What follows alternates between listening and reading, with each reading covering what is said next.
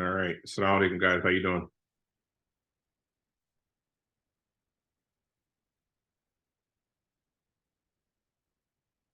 Are you able to, okay, you guys, okay, you can't talk. Good, alhamdulillah. Hope you guys are enjoying your spring break. My daughter surprised me. Oh, Serene is here. So she says that I'm a mean teacher for doing this. So I hope you guys don't think that I'm a mean teacher, but let's go ahead and get this over with. So what we read or what we are reading during the break, right? The first part, we're touching on China, the weakening of China. So all throughout the first semester, AP World focused on China being the center of trade, cultural, social, the center of civilization. Also the Islamic world being the center of civilization. And essentially you have the Eastern world, right?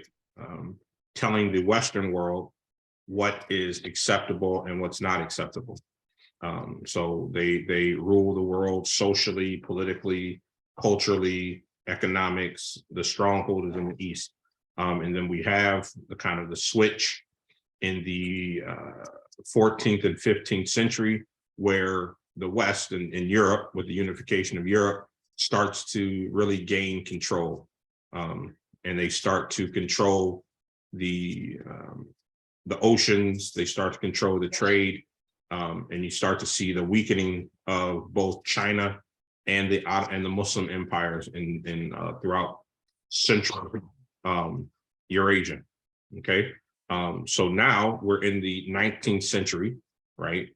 So this chapter here, chapter 19, it takes us all throughout the long 19th century and into the beginning of the 20th century, stopping us at World War I. Okay, so we're just going to go to 130, guys. So if you have any questions about the reading, just put them in the chat box and I will go ahead and answer any questions that you have. So the first, what we have on page 932, the reversal of fortunes, China's century of crisis. And so if we talk about this crisis, if we were to spice out this crisis, so socially, right, we have massive addiction to opium, right?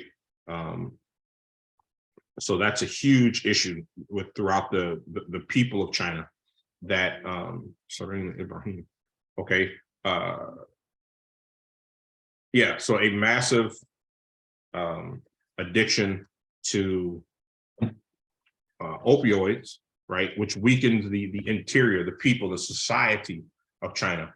Politically, right, what we saw now with China having access to the new technological advances in agriculture, China's population quadruples, right? And of what we know of China, it's a massive landmass.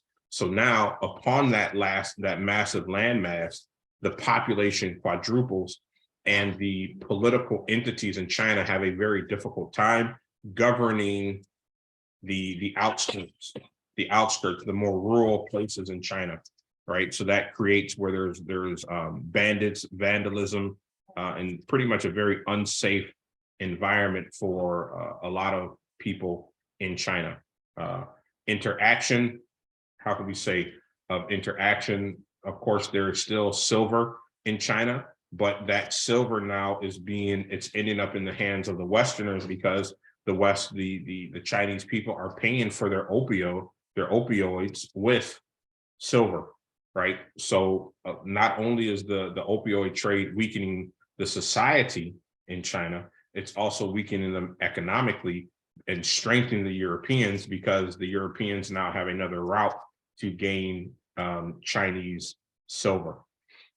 So that's interaction with the environment, interaction with the people. We're going to see a kind of a reemergence, right, of disciplined Chinese officials, right, that kind of, they take away some of the rights of the Chinese people and to throw off the Western influence of the Chinese people. And so this is actually leading us to a very authoritative dictator form of government in China, which is going to bring us closer to communism. When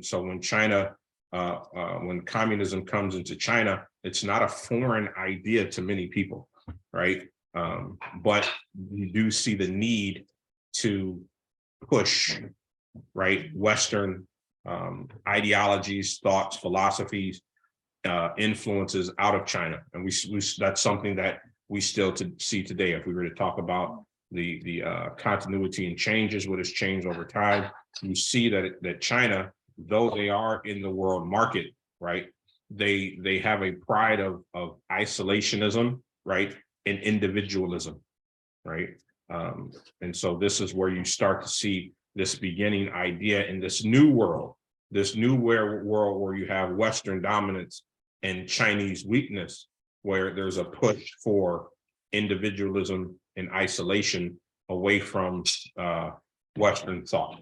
Okay, so we have the crisis within.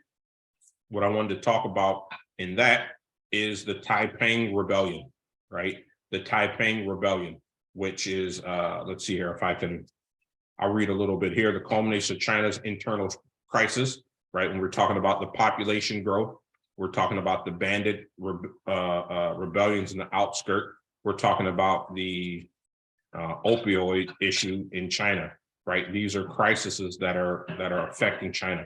So you have the Taiping Rebellion or uprising, which is much of the country aflame between 1850 and 1864. It was a different kind of peasant upheaval. Its leader largely rejected Confucianism, Taoism, Buddhism alike, finding their primary ideology in a unique form of Christianity, right? So it's a pseudo Christianity where the actual leader of this rebellion, he sees himself not as the son of God, but as Jesus, but he presents himself as the brother of Jesus, right? As the brother of Jesus, essentially giving him authority, right? Giving him authority, and from that authority, people follow behind him. Now, what he did, even though, right, he did reject Confucius, Taoist, and Buddhist ideology, right, he tries to bring morality back into China, okay, through this rebellion. Again, leaving off, and as Muslims, we definitely understand this in the Muslim world, seeing that sometimes when the Western world comes into traditional environments, that there may be certain aspects of the Western ideology that traditional ideologies resent and reject. So we see in the mid 19th century, in the Taiping uprising, a push against Western ideology. Okay, so they called for it says the abolition of private property. What does that sound like? Does that sound similar to? Right. Well, here, put in the chat box. Let's see who's really listening. What does that sound like? Saying that there is no private property, that all of the property is owned by the people. What does that sound like? Let's see if you guys are listening. I'm watching you. Okay. Good. So you guys are listening. So it sounds like communism, right? And another person put socialism, right? But understanding that communism is an extreme form of socialism, right? So they both fall under the same banner, right? But communism and socialism they're under the same banner, but it's like communism and extreme socialism. So if you said communism or you said socialism, they're both the same, right? So the radical redistribution of land, the end of prostitution and opium smoking, right? And the organization of society into sexual or sexually segregated military camps of men and women. Okay, so this is what this Taiping uprising is propagating in China. And so we see, right, whether you call it socialism, whether you call it communism, we see the beginnings of these ideologies begin to introduce themselves into modern day China. Okay, into modern day China. So it's very important. Okay, as we move forward, ultimately the Taiping Rebellion was put down. okay? In the same way that the Chinese lost the quote unquote the opioid wars with the Boxers Rebellion, right? And essentially China is allowed to, it's still a country that has European influence, right? Very important. European influence in China, these uprisings were not successful, though they attempted to return back to a traditional understanding of Chinese moralities, Confucianism, Taoism, strict gender roles, so on and so forth. Okay. Are there any questions that you guys have? Any questions, any questions, any questions?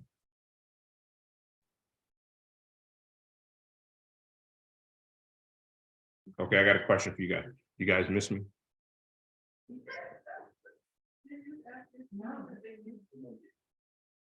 Nobody's answering. I guess that you guys don't miss me. I miss you guys. I can't wait to see you again. Okay. So if we look in the book on page 937, we see the serious issue in China of the addiction to opium, right? So it says throughout the 19th century, opium imports created a massive addiction problem in China. In this photograph, in an opium den from around 1900 suggests not until the early 20th century did British prove willing to curtail the opium trade from their Indian colonies. Okay, so this is an issue, opium, right? Drugs, right? Let's just be honest, drugs, bringing drugs into different countries to weaken them. Okay, Europeans bringing drugs into the Eastern market and weakening the people. Okay, so you know that's what this is talking about. You guys, I think we'll go over the MRQs in class.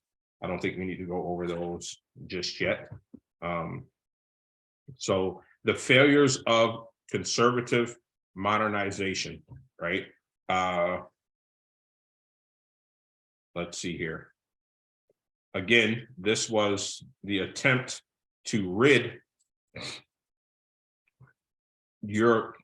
China of European influence, okay, and to return back to the original understanding of the original Chinese moral fabric. Sareen and Ibrahim is, I don't know which one it is. What's your question? I see your hands up.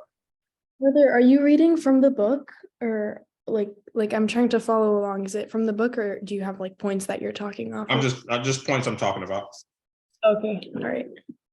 Okay, so right now we're on page 393, right? On the failures of conservative modernization. Okay, so the Chinese people tried to strengthen themselves within and push off Western influences. Okay, but through the military might of the European people, through the weakening of the Chinese people due to opioids, through the weakening of the Chinese government, through to the massive population growth and inability to govern such a massive group of people in such a massive land mass, right? The Chinese people were unable to throw out Western influences, right? But there was a push, and so what we're looking at, right, is the beginning of the revolution to remove Western influences from China, and essentially, right, Mao Zedong, he will do this in the 1930s with the communist revolution, right? But we're seeing the beginnings of where these ideas are coming from. The Chinese people not agreeing with Western influences, you know, and again, when we talk about imperialism, industrialization, there's both positives and negatives, right? So China does become a more industrial country, but with that industry comes more Western influence, okay? And that creates a problem, okay? So the Chinese people want to there's rebellions to attempt to push the Europeans out, but they're not strong enough to do it, right? And we'll see the same thing in China, right? I'm in Japan, I'm sorry. We'll see the same thing in Japan, right? So that's what this section, the failure of conservative modernization, is about, right? I can't wait until we read about Lin Zhishu, right? Confronting the opioid trade. His story is a very good story. We'll read this section in class and we'll discuss it. All right. Now let's go to Central or Eurasia, right? Central Eurasia, and let's talk about the weakening of the Ottoman Empire, right? So we know that the Ottoman Empire has had a stronghold over Eurasia since the 12th century, right? Since the 12th century. All trade went through the Ottoman Empire, right? Which enriched the Ottoman Empire, right? So, you know, and we have the, you know, the golden age of the Ottoman Empire, right? But for various reasons, right, we start to see the fall of the Ottoman Empire, or not the fall yet, but during the 19th century, the weakening of the Ottoman Empire. So with there's an idea that well, I'll say some of the reasons that the Ottoman Empire is weakened. One, a corrupt political entity, right? Fratricide in the Ottoman Empire was running rampant, right? So, you know, different factions of people fighting for leadership, brothers killing brothers, nephews killing uncles, uncles killing nephews, you know, all to have political power. So, of course, when you have all of this assassination amongst the governments, right, you're going to have different groups of people supporting different groups of people. So there's no unity in the Ottoman Empire behind one central leader, okay? With that lack of unity, that allows, or let's give the analogy of a shield, right? If there's cracks in the shield, that allows for some enemies to start to maneuver their way into those cracks. And you start to see the British Empire, right, begin to maneuver into those cracks in the Ottoman shield, right, and begin to kind of plant their seeds, right, and so you have the seeds of nationalism is plotted in the Ottoman Empire, right. The seeds of secularism is plotted in the Ottoman Empire, right, amongst people, and then of course with industrialization, people having a love of dunya, a love of the world, a love of money.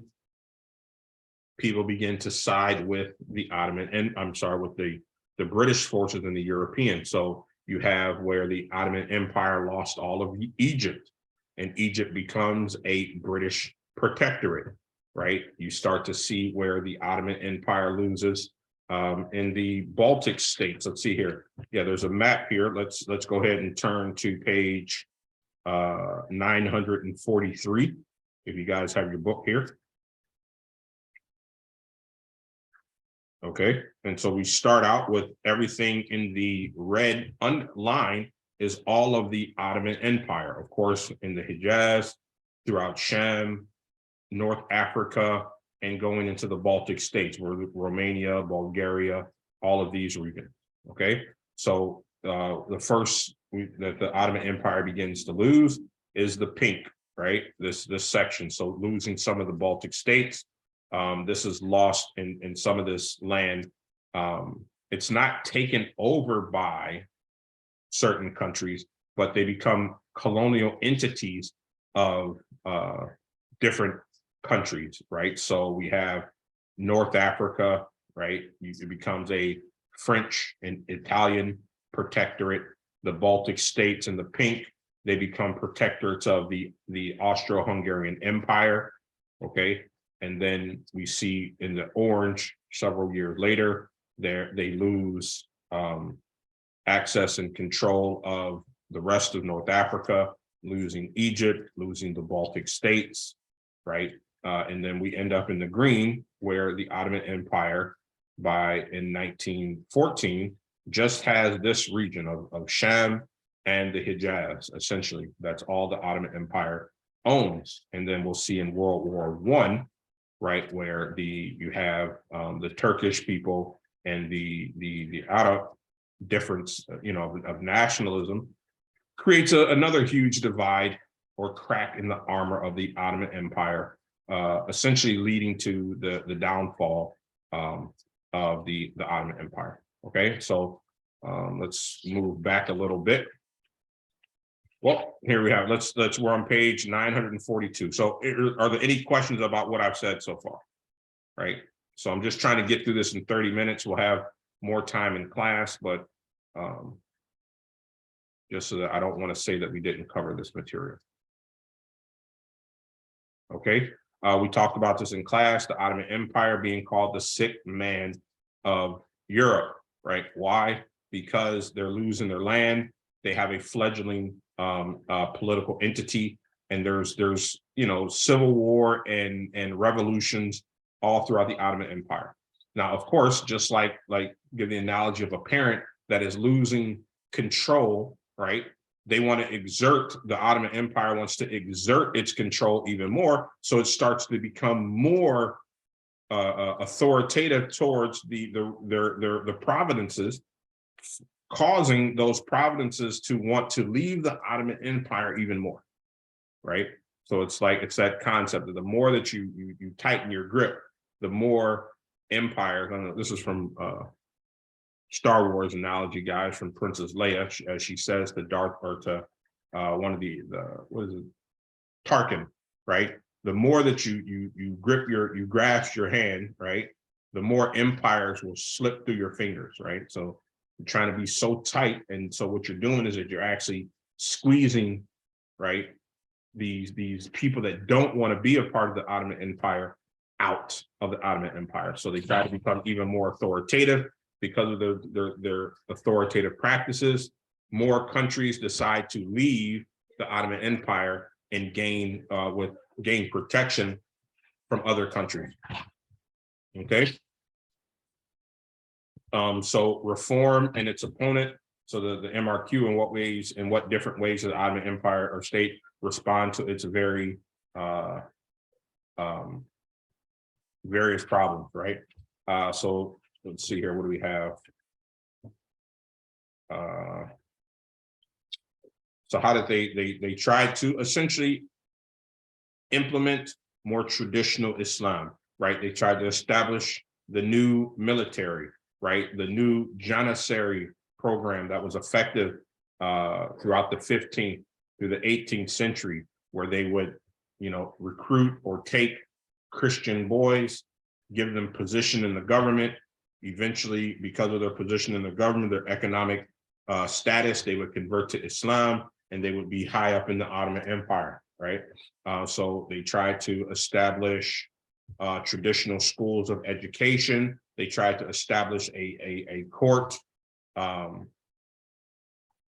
that was set up by European trained officials, right? European trained officials. But none of these points were successful. This secular rising of Ottoman culture was not successful.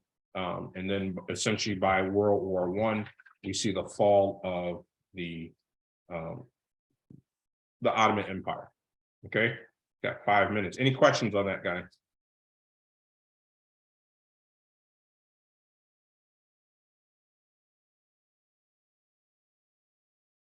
Nope. Senia, nope.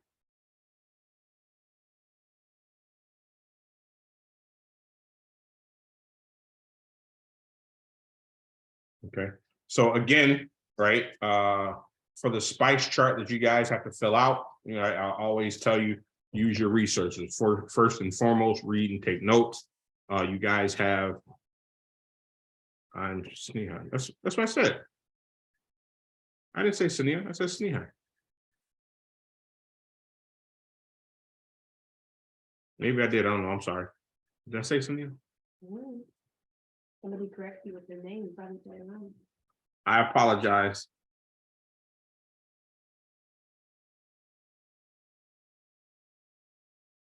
Okay. Well, you guys know me, I get going. When I get going, anything's liable to come out my mouth.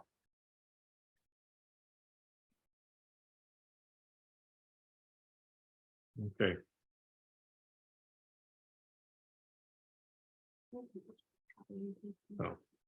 Uh, yeah, that's the issue that we have, copying and pasting. All good. Sneha, I'm sorry if I did that. I have to check the recording. I apologize. If I did that. Okay. So I think that's it. So use that Coach Pop, right? I'll post it on Google Classroom, right? Those are great resources, guys. Those are great resources for you guys to use.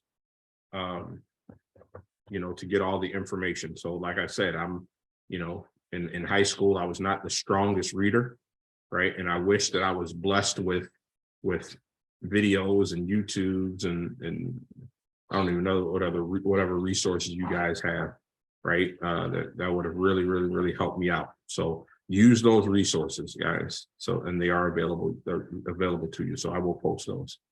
Okay. So tell me real quick, just to see, what are you guys doing for spring break?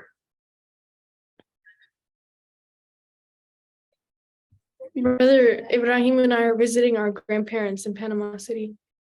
Ah, I didn't know I didn't know you guys related. I didn't know that. Yeah, Yeah. we're cousins. Very nice, very nice. Yeah. Okay.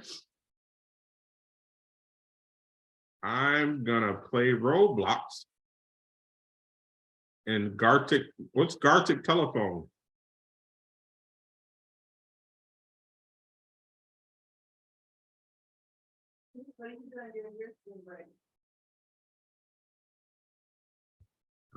Hold on, in guard. Hold on, let me look at this.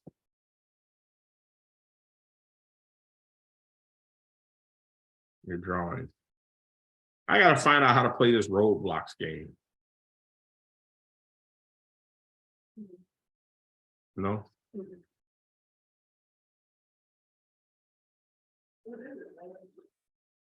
I don't know what it is. Hold on, let me see. I'm gonna play Roblox. It's like there are multiple Yeah. games within a game. Telephone. Like I don't know how to explain it. It's like an online. It's gonna make fun of me. I don't know. No, don't. So Sneha, you been there bullying people on the Roblox?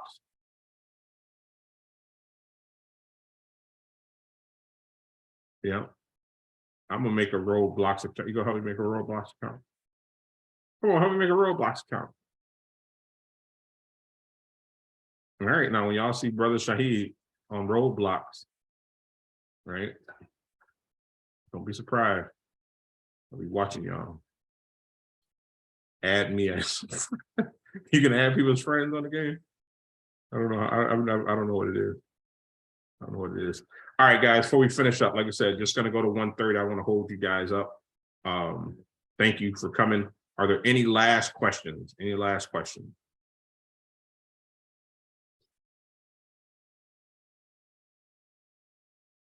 All right, guys. Well, welcome to the awesomeness of history, and thank you for coming. I will see you guys on Monday, bright and early, right? Now we're talking about outside evidences, analysis, reasoning. This is good stuff, guys. It's about to get fun. Mwah! Wonderful. All right. Assalamu alaikum, guys. I'll see you on Monday. Assalamu alaikum, brother. Yes,